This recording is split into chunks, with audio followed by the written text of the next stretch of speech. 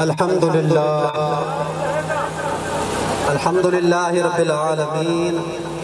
والصلاة والسلام علی رسولہ محمد وآلہ واصحابہ اجمعین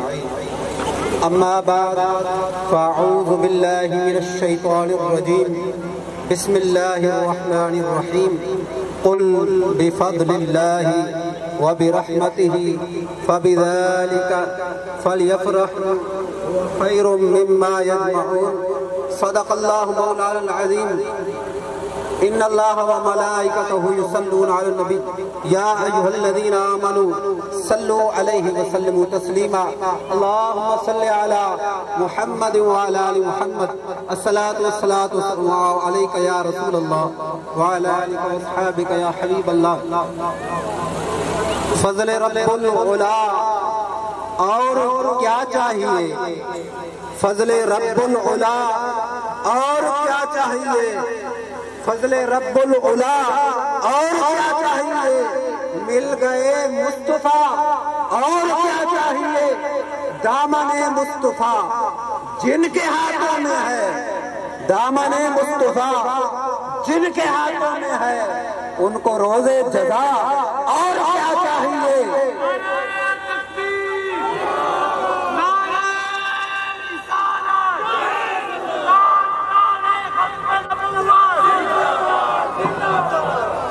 دامن مصطفیٰ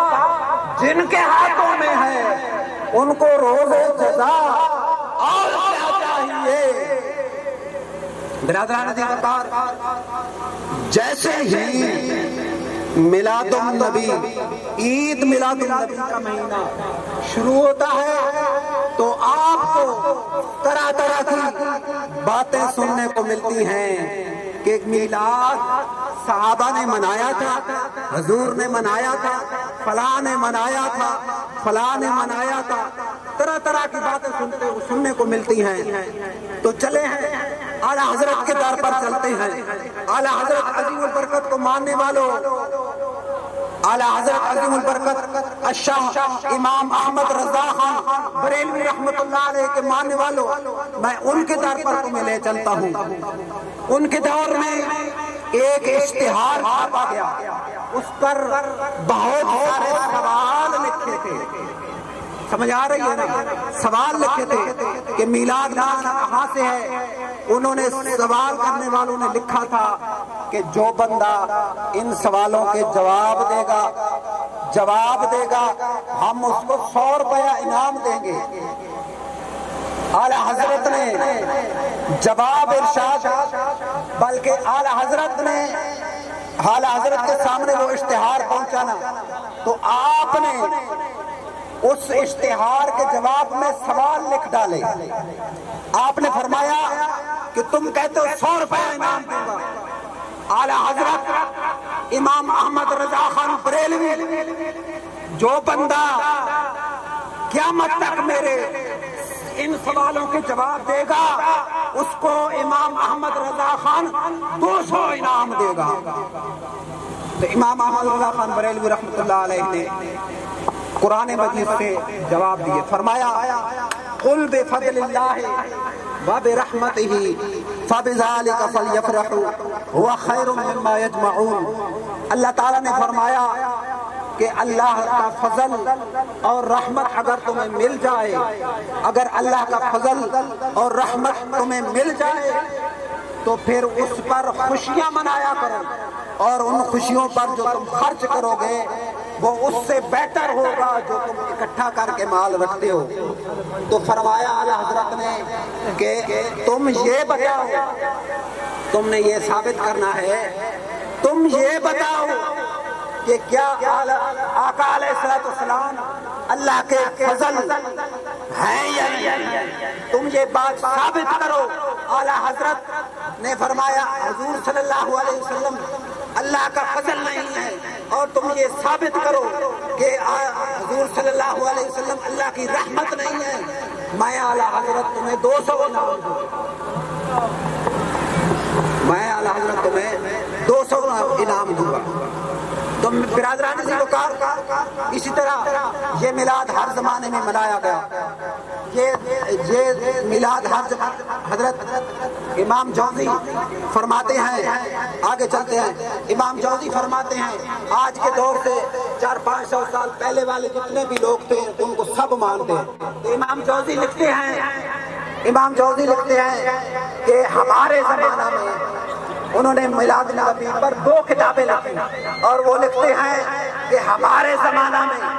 یعنی وہ جو زمانہ چل رہا تھا وہ 1200 ہجری کا زمانہ، 1200 عیسوی کا زمانہ چل رہا تھا۔ فرمایا ہمارے زمانے میں عرب میں شام والے، مصر والے، یمن والے، حتیٰ کہ عرب کے شرق سے غرب تک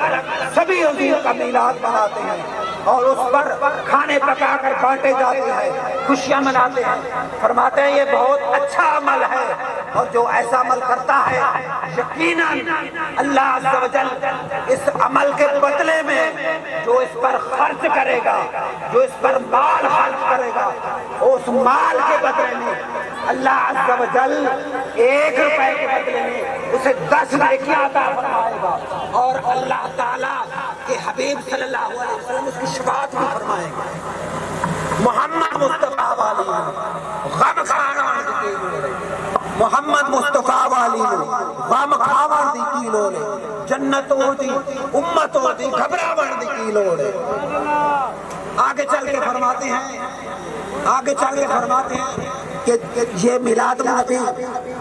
مظفر الدین نامی ایک بادشاہ کرتے تھے اس دور میں، مظفر الدین نامی بادشاہ تھے،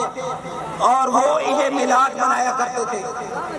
اور میلاد اتنا شاندار مناتے تھے کہ علماء کو خلعت سے نوازتے، انعامات سے نوازتے، علماء کو ہزاروں روپیہ ان پر لٹاتے تھے، درہم و دینار لٹایا کرتے تھے۔ اور مظفر الدین بادشاہ کے دور میں ایک عالم دین نے، ایک بہت بڑی شخصیت نے میلاد النبی پر کتاب لکھی۔ مظفر الدین نے اتنا بڑا انعام عطا فرمایا کہ اس کو 10,000 دینار عطا فرمائے کتاب کے بدلے میں۔ تو فرماتے ہیں کہ یہ جو ہے نا، وہ امام جوزی فرماتا ہے یہ بہت اچھا عمل ہے، اتنا اچھا عمل ہے،